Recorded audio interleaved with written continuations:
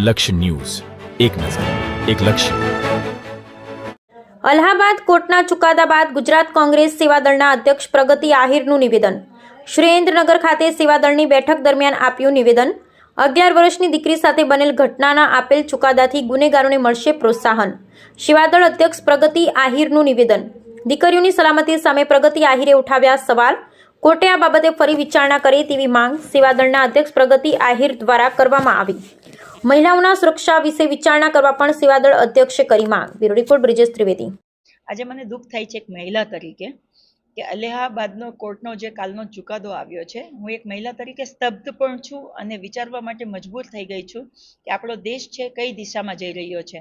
અલ્હાબાદ કોર્ટે એવું કહ્યું એક 11 વર્ષની દીકરી માટે કે કોઈ એમના કપડાં ફાડી નાખે, એમના ગુપ્તાંગોને ટચ કરે કે એમની નાડી તોડી નાખે કે એમના કપડાં કાઢીને એમને ઘસેડીને કોઈ પુલની નીચે લઈ જાય તો એ રેપ ના કહેવાય કે રેપની કોશિશ ના કહેવાય.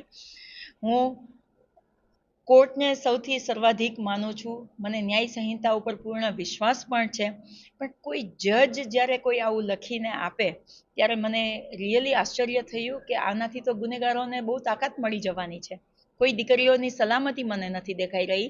આ ચુકાદાને ઉપર ચોક્કસથી વિચારવું જોઈએ અને ફરીથી એનો કોઈ પણ નિર્ણય છે એ બદલાવવો જોઈએ, કેમ કે જો 11 વર્ષની દીકરી માટે આવો ચુકાદો આવતો હોય તો પુખ્ત વયની દીકરીઓ જે કોલેજ કરતી હોય, ભણતી હોય તો એમની હાલત પણ શું થશે એ બાબતમાં આપણે વિચારવું જોઈએ, કેમ કે ગુજરાતમાં પણ આ દિવસે આપણે જોઈએ છે કે ચોથું ભણતી દીકરીઓને દારૂ પીવડાવી અને એમની સાથે રેપ કરવામાં આવે. 5મું ભણતી દીકરીને રેપની કોશિશ કરી, રેપ કરી અને દીકરીને મારી અને ગોંધી રાખવી પડે.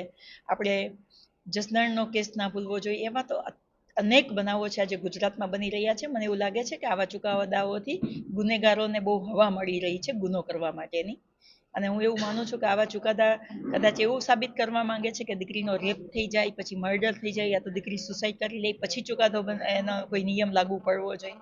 એટલે આવા ચુકાદાઓ ઉપર ચોક્કસથી ધ્યાન રાખવું જોઈએ અને મહિલાઓની સુરક્ષાની વાત જે આપણા સંવિધાનમાં કરવામાં આવી છે, ભાગીદારીની જે વાત કરવામાં આવી છે, મહિલાઓને અમારા માનનીય રાહુલ ગાંધીજી જે નારી ન્યાયનો જે મેઇન મુદ્દો લઈને નીકળ્યા છે એ નારી ન્યાયને ન્યાય મળવો જ જોઈએ.